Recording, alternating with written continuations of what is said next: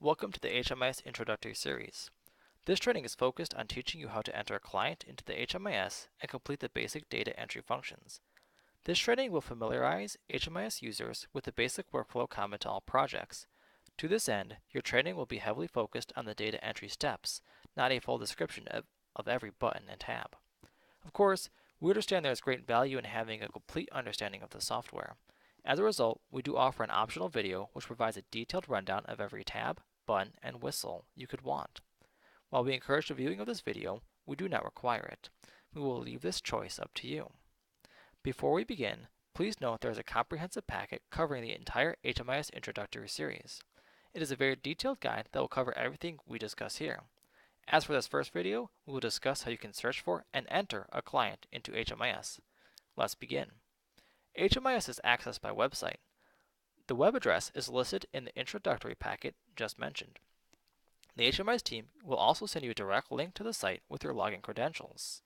Once you have navigated to the appropriate site, you'll be greeted with a login page, as shown on your screen. You'll be prompted to enter your username and password. Do so. As I log in, please note that your username and password will be sent to you upon your account's activation. On your first login, you'll be prompted to create a new password, as shown, and accept a terms of agreement. If you fail to log in correctly 3 times in a row, your account will be locked.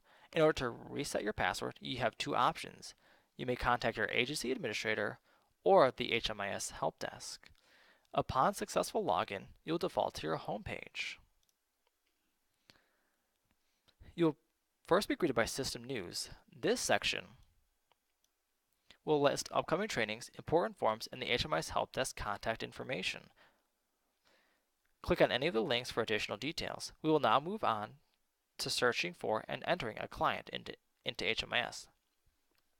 You'll begin by clicking the Client Point tab, as currently shown. A search screen will appear. Prior to searching for a client, though, there are 2 important modes each user should consider. These are available in the upper right-hand corner, as I have highlighted. The first mode is Enter Data As. You will click on this button and then select the appropriate project you are working in. The second mode is Backdate. You will click on this button in order to enter the historical data.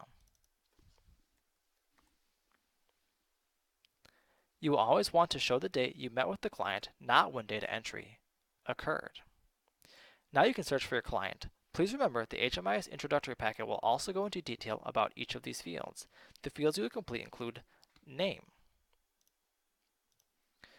The first and last name are required. Please fill out additional information if possible, such as the middle name and the suffix. Next is the name data quality field. This field is used to describe whether or not a full name was recorded. If a nickname was entered or a code name, you would select partial, street name, or full name recorded. Here, I am selecting full name reported. Next, you'll see alias. This is where you can record a second name.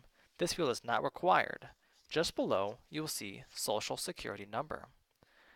This is where you enter the client's Social Security number. Please do not use any placeholders for unknown digits.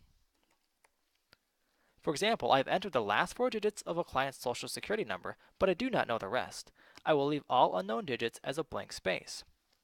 Next, you will complete the Social Security number data quality field. This dropdown records how complete the recorded Social Security number was.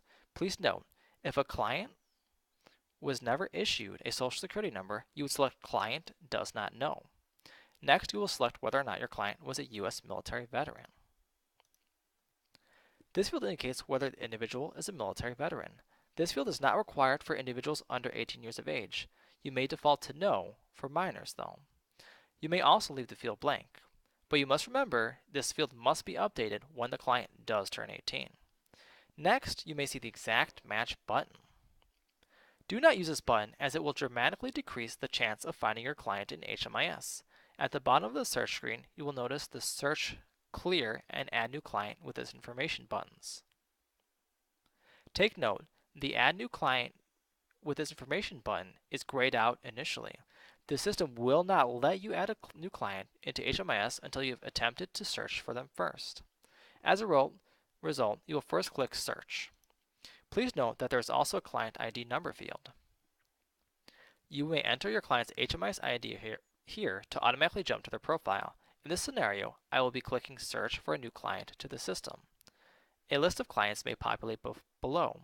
If you are unable to locate your client after searching through this list or no one populates, you may select Add New Client with this information. After confirming this option, you'll be taken to the Client Profile tab. At the top, you should take note of the Client Record field, which I have highlighted. You may edit the information just discussed by clicking the pencil icon as shown here. I will update the Social Security number here and save the changes. I will also remember to update the data quality field as well. The change is saved and recorded in the Client Record section.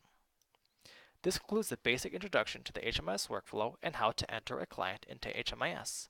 Next, you will review a video of how to create households.